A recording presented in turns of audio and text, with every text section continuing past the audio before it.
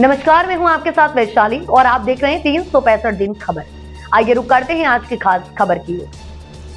UP की राजनीति में रोज न रोज कहीं ना कहीं नए नए मुद्दे को लेके नेताओं का बवाल देखने को मिलता है, लेकिन ताजा मामला कानपुर का है, जहां पर कानपुर में सदन चल रहा था नगर निगम के अंदर। वहां पे शहर के कई पार्षद थे, वहां पे मेयर थी। ग्वालटोली क्षेत्र के युवा पार्षद जिन्होंने कम उम्र में पार्षदी जीती, 6 से चुनाव लड़ा और जीते, उन्होंने सदन में कर दिया हंगामा। उनसे बात करते आखिर क्या मुद्दा था। अंकित जी नमस्कार। ऐसा कोई मुद्दा नहीं था। माननीय महापौर जी ने कहा कि 4 कर्मचारी सभी को दिए जाएंगे। उस विषय पर मैंने बोला माननीय महापौर जी, इससे पहले भी सदन में ये बात हुआ था पर किसी को मिला नहीं। कुछ पार्षद अराजकता मानसिकता के टाइप के जो आगे बैठकर अपने आप को नगर निगम का जागीर समझते हैं। उनका काम है कि वहाँ के नगर निगम के कुछ लोग मिले हुए हैं जो उनके टेबल पर पहले नाम लिख देते हैं सुबह सुबह, और जब हम जैसे पार्षद अपनी बात करते हैं तो माइक बंद कर देते हैं और 15 मिनट हमारा खत्म हो जाता है, उसका दूसरे को माइक मिल जाता है। ऐसे अराजकताओं के चक्कर में आज मैं अपनी वाणी को जो है थोड़ा तेज आवाज में बोलकर कहा कि हम लोग भी पार्षद हैं। यदि आपको नहीं सुनना है तो आपको निष्कासित कर दीजिए, बाहर कर दीजिए। यदि सुनना है तो मेरी बात सुनिए। इस पर हमारे पार्षद दल के नेता पहले बोलने लगे, उसके बाद हमारा एक पार्षद साथी और बोलने लगा। हमने कहा नहीं, पहले मुझसे कहा गया मैं बोलूंगा, यदि महापौर की आप लोग बात नहीं मान रहे तो मैं बात करूंगा। उसके बाद मैंने कहा वह आज 15 बीच में 3 साल हो गया मुझे, आपने 1 रुपए का काम नहीं दिया। अंकित जी बोलना क्या चाह रहे थे जो आपकी बात काटी गई?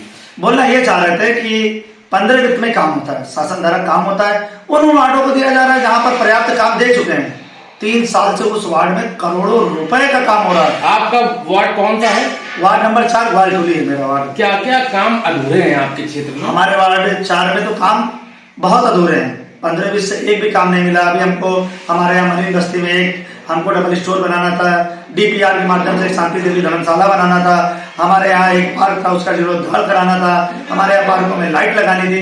तमाम जनता की समस्याएं हैं। काम तो हम 70% हुए, 3% नहीं हुआ, क्योंकि माननीय महापौर जी के आदेश से या मुझे महापौर से कोई बुराई नहीं, ना मैं महापौर की कोई बुराई कर रहा हूँ। एक वहाँ एक शासनकाल चलता है, एक राजा है, वो राजा अपने लोगों से पैर छुआता है, तीनों टाइम घुटने टेकते हैं। उसके बाद अगर उस राजा को सहमत हुई तो काम मिलता है। उस टाइम राजा कौन है? ये पूरे नगर निगम के अंदर कौन राजा है? और उसके पैर अगर छुएंगे तो ही क्या शहर कानपुर शहर का विकास होगा? हाँ बिल्कुल, 100% मैं आपको गारंटी दे रहा हूँ। मैं आपको कुछ वार्डों का नाम दूंगा, आप उस वार्ड पे सर्वे करना। यदि एक 50 पार्षद का कोटा मिला लीजिएगा और एक पार्षद का वो मिला लीजिएगा और देख लीजिएगा कि 50 पार्षद मिलकर उतना काम नहीं कराए होंगे जितना एक पार्षद मिलकर काम कराएगा। अच्छा, ये गुपचुप तरीके से जो आपने कहा दंडवत होंगे तो ही काम मिलेगा। हाँ सच्चा है। आप अपने मेरा कहना देखिए, बताइए कौन है वो? मैं काम करने आया हूँ, मैं किसी को गुलामी नहीं करने आया हूँ, तो मुझे दंडवत नहीं होना है। अगर आपकी इच्छा हो काम दीजिए, नहीं इच्छा हो ना दीजिए। आप मुझसे मान सम्मान से बोलेंगे तो मैं काम लूंगा, दंडवत बोलेंगे तो बिल्कुल काम नहीं लूंगा, कभी नहीं लूंगा। क्योंकि आप जानते हो मौर्यों का इतिहास, मौर्यों ने बहुत कुछ इतिहास में किया है, उसी का मैं वंशज हूँ। अंकित भाई ये बताइए कि आप कितने वोटों से जीत के आए थे निर्दलीय पार्षद? देखिए, मैं 2175 वोट से मुझे मिला था, और मुझे याद है कि माननीय 1 दिन पहले या 2 दिन पहले माननीय मेयर साहिबा इधर से जा रही थी तो मैंने कहा अम्मा जी कहता हूँ, अम्मा जी 2000 वोट आपको मैं व्यक्तिगत दे रहा हूँ। गाड़ी रोक के मैंने कहा था, और जब मेरा रिजल्ट आया मुझे 2175 वोट मिला। ये माननीय मेयर साहिबा को जब मैंने याद दिलाया तो उनको याद भी था, और मैं 900 वोट से यहाँ पर विजयी हुआ। चुनाव जीतने के बाद आपने भारतीय जनता पार्टी ज्वाइन कर ली, और अब क्या लग रहा है कि भारतीय जनता पार्टी ज्वाइन करने के बाद भी अगर कानपुर में आपके वार्ड का काम अधूरा है, और इस पे क्या लगता है? देखिए कौन इसके पीछे है? मैं बता रहा हूँ, जैसे मैं भारतीय जनता पार्टी, जैसे मैं पार्षद बना तो कोई मेरा हलफनामा भूल गया, उसके खिलाफ मुकदमे में भारतीय जनता पार्टी के जो चुनाव लड़े थे उन्होंने दायर कर दिया। उनके साथ जितने 14 लोग लड़े थे उन्होंने भी दायर कर दिया। इत्तेफाक देखिए कि सपा, बसपा, कांग्रेस सभी ने मिलकर भारतीय जनता पार्टी के साथ मिलकर एक निर्दलीय पार्षद के ऊपर मुकदमा दाखिल कर दिया। वो नहीं निष्कासित हुए, उन्होंने सबका दामन थामा, और एक पार्टी का सच्चा कार्यकर्ता जो भारतीय जनता पार्टी ज्वाइन करने के बाद पार्टी की नीतियों पर, विचारों पर चलता है, पार्टी के लिए लोगों के बीच जाकर लोगों के पार्टी के प्रति अपनी बात करता है, उसके लिए 20 पार्षद मिलकर लेटर तैयार कर दिए। अभी आज आपने सदन में जो बवाल किया, आपने कहा मैं यहाँ पे जनता के मुद्दों के लिए आया हूँ, मैं किसी के दंडवत होने नहीं आया हूँ। तो क्या लगता है इतना होने के बाद आपके ऊपर कोई कार्रवाई की? बिल्कुल, क्यों कार्रवाई नहीं करेगी? मुझे जैसा मुझे विशेष सूत्र है, क्या सब आदमियों में सूत्र होते हैं, तो मुझे चार बार सदन के लिए निष्कासित कर दिया गया।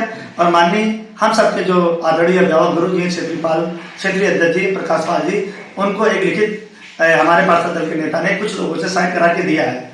तो मैं भी अपनी बात पार्षद दल के कर निकलूंगा कि 15 वित्त में 1 रुपया काम नहीं मिला है। विपक्ष के पार्षदों को मिल रहा है, जो भारतीय जनता पार्टी को हराने का काम करते हैं, जिन्होंने मेयर को हराने का काम किया, जिन्होंने उपचुनाव में हमारी सरकार को गिराने का काम किया। उपचुनाव में हमारा शीशम विधानसभा नहीं जीत पाया।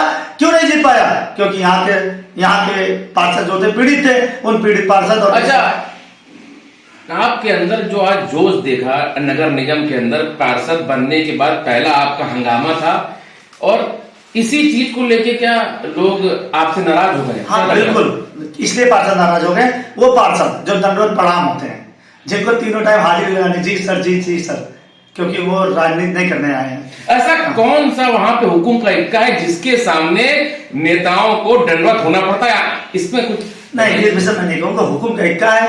और हमारे पत्रकार भाइयों की जिम्मेदारी है उस हिकम को समझे जाके, क्योंकि अगर जब जो ही जनता का विकास का काम नहीं होगा तो मैं बोल सकता हूँ। किसी से व्यक्तिगत मेरी दुश्मनी तो है नहीं कि मैं आपके मंच के माध्यम से उसकी दुश्मनी, मैं अपनी राजनीतिक को एक सामाजिक रूप में जनता के बीच में रखकर विकास कार्य करता हूँ। तो मुझे किसी से व्यक्तिगत दुश्मनी तो है नहीं, क्योंकि मेरे सब भाई हैं, गुरु हैं, अभिभावक हैं। बट जो नगर निगम से जो मेरे विकास कार्यों में रोड़ा डालेगा, तो विकास कार्य में मेरा दुश्मन है, और वो वहाँ जो भी हो उस व्यक्ति पर। आपने एक बात कही सदन में, जो आपकी वीडियो वायरल हो रही है, कि आपने क्षेत्र के काम की कई फाइलें वहां पे दी, जिस फाइलों को दबा दिया गया, फाड़ दिया गया, गायब हो गई। हाँ, क्या कहेंगे? 20 लाख 12 लाख की 2 फाइल बनी। इससे पहले नगर आयुक्त साहब थे, उन्होंने बनवाई।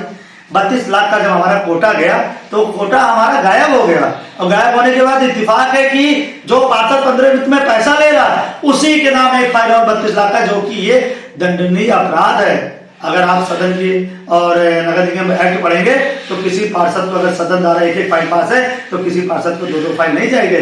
पर जब एक व्यक्ति हमारे सामने बैठा था और ऐसे ऐसे करके फाइल फेंक रहा था, ये रखो, ये हटाओ, ये रखो, ये हटाओ, उस वक्त मैं वहां पर था। उस व्यक्ति का नाम मैं नहीं लूंगा। उस व्यक्ति की वजह से आज नगर निगम पीड़ित है। आज नगर निगम जो इस प्रकार पीड़ित है, क्षेत्र का विकास नहीं हो रहा। हमारा नहीं, बहुत लोग हैं। अंकित जी, नाम खोल दीजिए, कुछ हिंट दे दीजिए, वो आदमी कौन है, किसका खास है, शहर का ऐसा कौन है जो पूरे शहर को चला रहा है, पार्षदों को चला रहा है, उसके बाद कोई पैर? ऐसा नहीं, सुनिए, मेरा राजनीतिक मुद्दा अलग है, सामाजिक मुद्दा अलग है, और हमारा मतभेद हो सकता है, हमारा मनभेद अलग नहीं हो सकता हो। मैं उस व्यक्ति का नाम क्योंकि नहीं ले सकता हूँ आपके मंच के माध्यम से, बट नगर निगम में शोषण का काम हो रहा है। मैं आपके मंच से बता रहा हूँ, यदि आप अपना शोषण करवाओगे तो काम कराओगे, यदि हाँ शोषण कराने के बाद आपको खंड भी मिलेगा। अगर गुप्त जानकारी मिली है कि आपको आने वाले जो भी सदन है उसमें आने नहीं दिया जाएगा, तो क्या लगता है आप अपनी बात फिर किससे कहेंगे? जनता की बात कैसे पहुंचेगी? क्षेत्र का विकास कैसे होगा? कौन सा बड़े भाई, मैं आपके पत्र के माध्यम से बता रहा हूँ, कौन सा सदन हो जाता है? कौन से सदन में जो पत्र दो काम हो जाता है? 3 सालों से सदन का एक भी पत्र का काम नहीं होता है। सदन में आप उठाइए और उसमें देखिएगा, जो पार्षद अंकित मौर्य ने बोला है, 90% बात काट के तब सदन का प्रस्ताव लिखा जाता है। जोशीले पार्षद हैं अंकित मौर्य, ग्वालटोली क्षेत्र के। आज इन्होंने सदन में हंगामा किया, जिसको लेके शहर में बड़ी चर्चाएं हैं, राजनीतिक गलियारों में भी लेके इनको चर्चाएं होने लगी हैं, क्योंकि ये सबसे कम उम्र के ये पार्षद है। इन्होंने निर्दलीय पार्षदी जीतने के बाद इन्होंने सत्ताधारी पार्टी का दामन थाम लिया, भाजपा का। लेकिन आज इन्होंने जो आरोप लगाए हैं कि कानपुर नगर निगम में एक ऐसा व्यक्ति है जिसके पैर छूने से शहर का विकास होता है। अब ये अंकित जी आगे बताएंगे ऐसा कौन है, क्या है, लेकिन कहीं ना कहीं आप ये बात समझिए कि क्षेत्र का, शहर का विकास के नाम पर राजनीति चरम पे है। कानपुर से सूरज वर्मा, संवाददाता। इस खबर में फिलहाल इतना ही। देश दुनिया की तमाम खबरों के लिए आप देखते रहिए 365 दिन खबर। अगर आपको हमारी ये वीडियो पसंद आई हो तो चैनल को लाइक, शेयर एंड सब्सक्राइब करना बिल्कुल ना भूलें। नमस्कार।